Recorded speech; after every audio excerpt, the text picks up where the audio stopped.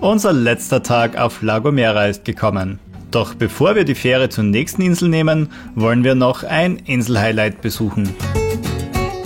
Guten Morgen, heute sieht man nichts. Wir sind zwar an einer Stelle mit Aussicht, aber es ist sehr diesig, das Meer ist unsichtbar und wir fahren jetzt vor dem Frühstück noch zurück rauf, diese schmale Straße, die wir gestern runtergefahren sind, denn wir befürchten, dass dann der Verkehr mehr wird und da haben wir keine Lust drauf. Außerdem wollen wir auf den höchsten Berg der Insel wandern und auch da müssen wir oben einen Parkplatz dafür bekommen. Los geht's!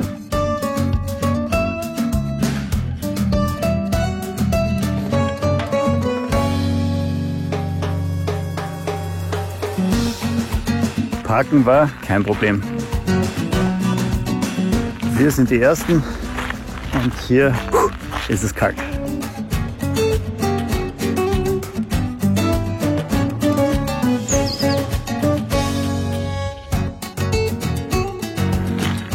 Der Plan geht wieder nicht auf. Die Mama mit Begleitung ist an der falschen Bushaltestelle ausgestiegen. Hat das frühe Aufstehen nichts gebracht. Wir haben einen schönen Parkplatz und müssen jetzt hoffen, dass es drüben auch noch einen gibt.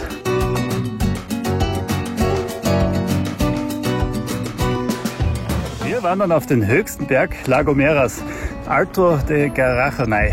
Und wer wandert mit? Die Ruby.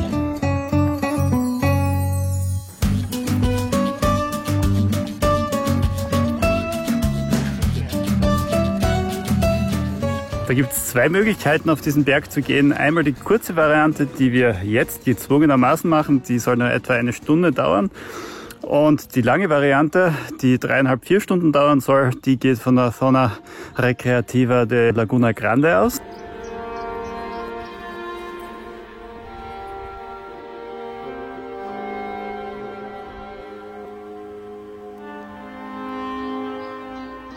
Die Kurzwanderung ist wirklich nicht lange. Ich habe das Gefühl, dass wir gerade erst losgegangen sind und da oben sehen wir jetzt schon den Gipfel. Vielleicht noch 5 Minuten Gehzeit.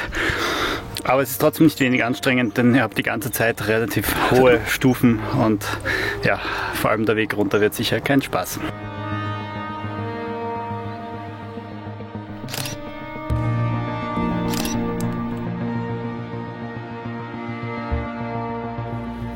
Von hier sieht man wieder überall hin, zum Beispiel zur Wanderung von gestern, Fortaleza de Chipure. Auch den Ort Chipure sieht man rechts davon und leider hört man auch eine Motorsäge, die mir jetzt gerade das Aufnehmen etwas erschwert.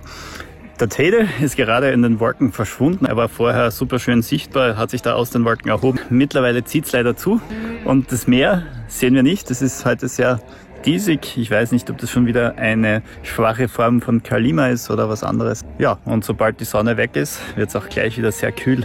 Die Unterschiede zwischen sonnig heiß und im Schatten bzw. abends richtig kühl, die sind schon ziemlich groß.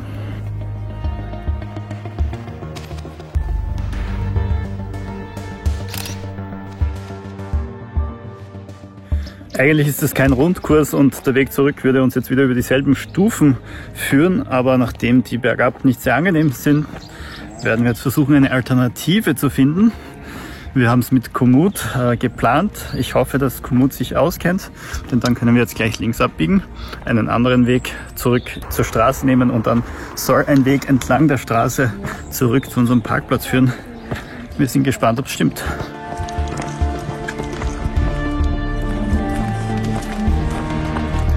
Schön ist er nicht, der Weg zurück. Es ist halt ein schmaler Streifen entlang der Straße, aber es gibt ihn. Wir sind zufrieden und kommen so ohne die hohen Stufen wieder zum Camper zurück. War eine kurze Wanderung. Ruby, da geht's lang. Genau. Da gehen wir weiter.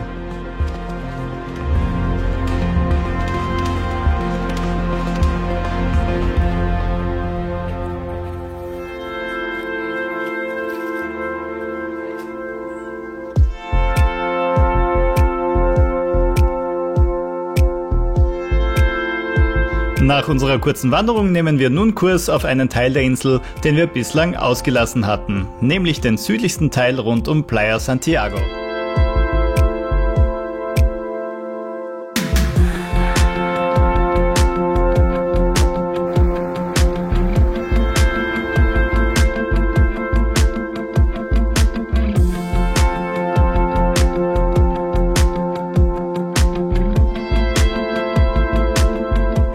Wer sich fragt, wo um alles in der Welt sich auf einer überall gebirgigen Insel wie La Gomera ein Flughafen unterbringen lässt, der wird hier fündig.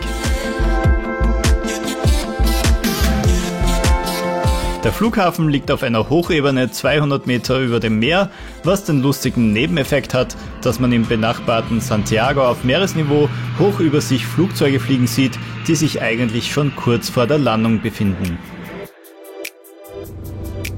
Der Flughafen ist in Luftlinie nur 12 Kilometer von San Sebastián, der Inselhauptstadt, entfernt. Auf der Straße legt man zwischen Flughafen und San Sebastián aber ganze 33 Kilometer zurück.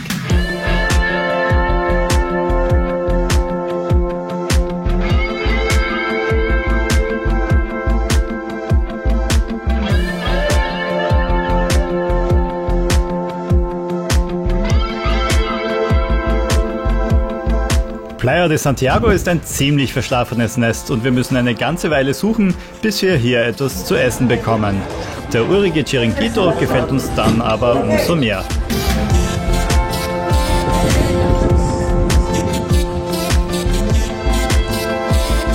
Abends nimmt Mama den Bus zurück in die Hauptstadt und wir verbringen noch eine letzte Nacht hier auf La Gomera.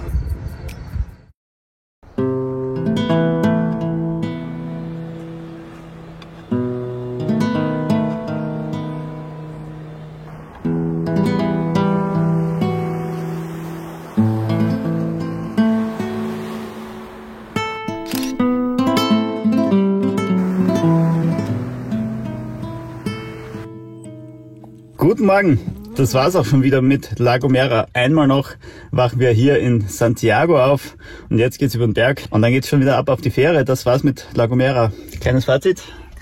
Wunderschön, dschungelartig, kleiner Insel. Wer wandern liebt, ist hier richtig. Uns hat's gut gefallen. Es war ein wenig kurz, aber wir haben einen guten Eindruck von der Insel bekommen und zumindest jede Ecke mal gesehen. Man könnte natürlich hunderte, tausende Wanderungen machen, man könnte sich noch Stichstraßen zu einzelnen Stränden ansehen, aber alles schafft man nicht in einer Woche.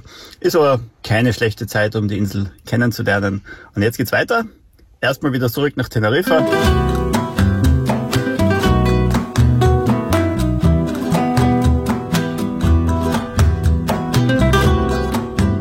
Es ist euch wahrscheinlich schon aufgefallen, aber wir haben wieder mal 2 Kalima-Tage. Gestern hat es begonnen, heute ist es schon viel dichter, man sieht nicht sehr weit.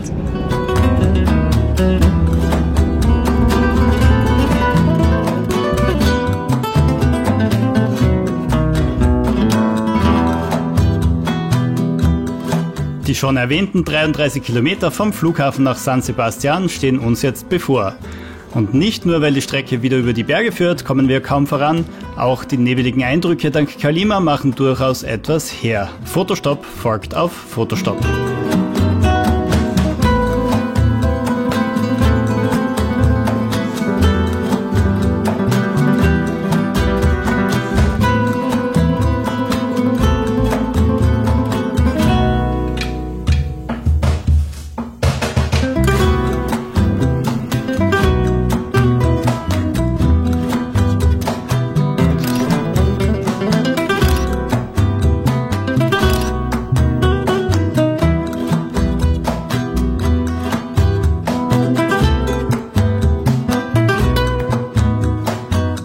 Irgendwann fällt uns aber auf, dass unsere an sich großzügig eingeplante Zeitreserve aufgebraucht ist. Schluss mit Fotostopps, unsere Fähre wartet.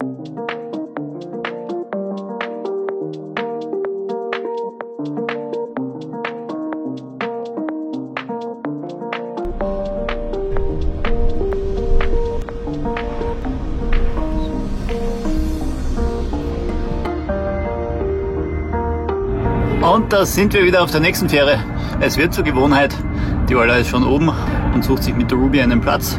Und ich passe noch ein bisschen auf, dass da nichts beschädigt wird. Surfkollegen von uns, die hatten nach der Überfahrt vom Festland eine ordentliche Beule im Blech und haben es zu spät gemerkt. Und natürlich ist es jetzt niemand gewesen. Und deswegen sind wir bei Fährfahrten ein wenig vorsichtig, was mit unserem Fahrzeug passiert.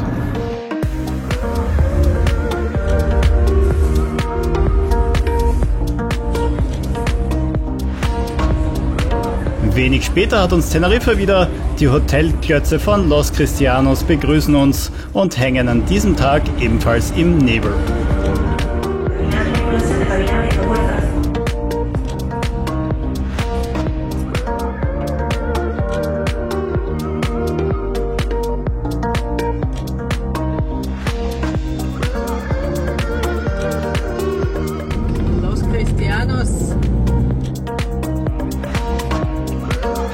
Mit einem halben Tag auf Teneriffa lässt sich nicht besonders viel anfangen, doch wir haben ihn ohnehin bereits verplant. Fähr- und Entsorgung lässt sich hier einfacher erledigen als auf den kleinen Inseln, tanken und dann noch Freunde besuchen und dann ist es auch schon wieder Zeit, zurück zum Hafen zu fahren.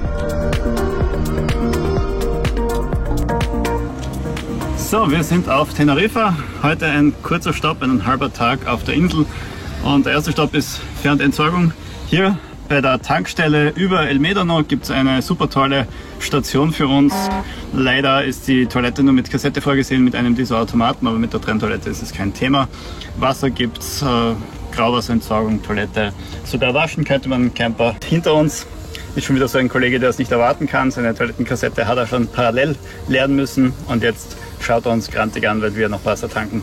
Aber besonders unhilfreich ist es, wenn man auf dem Wasserschlauch herumsteigt, während wir noch Wasser tanken. Da fließt noch weniger durch. ein Kollege mit Trenntoilette, der überhaupt gleich die Waschstation nutzt. Bei Ankunft waren wir völlig alleine und dachten, da haben wir Zeit. Jetzt herrscht hier das Gedränge. Und dann müssen wir die Meinung gleich wieder revidieren. Wir wurden jetzt doch tatsächlich aus der Entsorgungsstation geworfen. Das ist uns auch noch nie passiert. Die Euler vermutet, dass der hinter uns gewartet hat, sich beschwert hat. Und dann kam jemand von der Tankstelle und hat uns gesagt, dass wir zu viel Zeit verbrauchen. Schon ein wenig unfreundlich, weil ja, klar dauert es mit Filter ein wenig länger, aber so lange auch wieder nicht. Hier gibt es wohl zu viele Camper. Auf keiner der Kanarischen Inseln haben wir uns so unwillkommen gefühlt wie hier auf Teneriffa. Aber das ist ja nur der erste Eindruck, das kann ja noch werden. Die Spritpreise unterscheiden sich auf den Inseln jedenfalls gar nicht wenig. Auf La Gomera und auf den anderen kleineren Inseln hat der Liter Diesel jetzt 1,50 oder sogar noch etwas mehr gekostet und hier auf Teneriffa ist er bei 1,30. Auch auf Lanzarote war es recht teuer, Fuerteventura war etwas günstiger und Gran Canaria sowieso am günstigsten, aber das war noch vor dem Jahreswechsel, wo es noch Discount gab.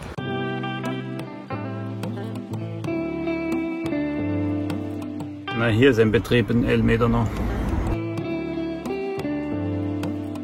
Haben wollen sie uns nicht, an der Straße ist alles verboten für Camper. Man fühlt sich halt echt unwillkommen. Und das finden wir doppelt schade.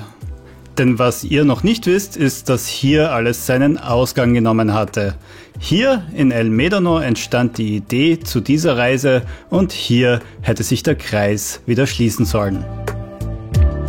Denn vor einigen Jahren, ja, damals waren auch wir noch etwas jünger, waren wir per Flugreise in El Médano zum Windsurfen und damals waren uns die vielen schönen Plätze aufgefallen, an denen Camper oft auch ziemlich alleine standen. Seit damals war uns klar, das wollen wir auch irgendwann mal machen. Und seit Monaten freuen wir uns nun darauf, auf den Plätzen zu stehen, die wir da damals ins Auge gefasst hatten. Was wir nicht wussten ist, dass sich das Camperaufkommen mittlerweile wohl vervielfacht hat und es einigen Gemeinden ein Dorn im Auge ist, dass sich viele der Kollegen dann über Monate nicht von der Stelle rühren und deshalb gibt's an den damals ins Auge gefassten Plätzen Verbotsschilder, Höhenschranken, das Übliche. Trotz dieser initialen Enttäuschung finden wir einen Parkplatz in einer Seitengasse und treffen uns dann erstmal mit Freunden, denn gemeinsam bewältigt man Enttäuschungen wohl am besten. So, jetzt ist die Laune wieder besser. Der Start auf Teneriffa hat nicht so gut geklappt, aber wir haben den Nachmittag jetzt mit Freunden von uns am Strand von Médano verbracht und jetzt geht's besser. Und gleich weiter zur nächsten Fähre. Jetzt fahren wir wieder zurück nach Los Cristianos und nehmen die nächste Fähre nach La Palma. Los geht's.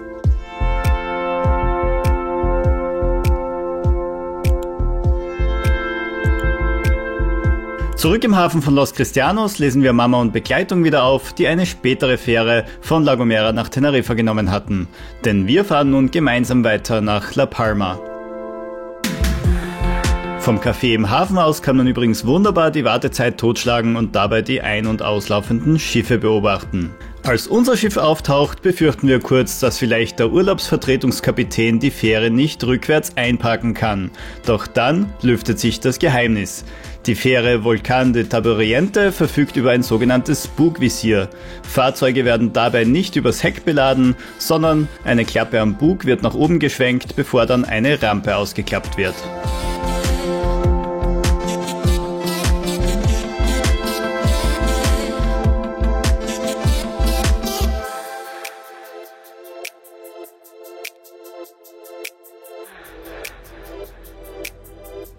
Viel los ist an diesem Abend nicht. Wir haben eine Privatfähre heute. Und die etwa 3,5 Stunden bis La Palma sind ereignislos.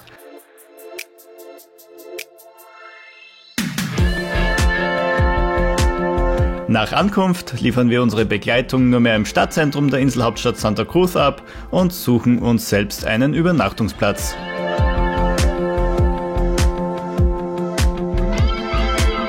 Wir sind gespannt, ob La Palma nach unseren Erfahrungen auf La Gomera noch einen draufsetzen kann. Erwartet uns more of the same? Oder doch wieder eine Insel mit eigenständigem Charakter, wie wir das bisher bei allen besuchten Inseln erleben durften? Und wird das Wetter mitspielen oder wird es uns beständig aufs Camperdach regnen?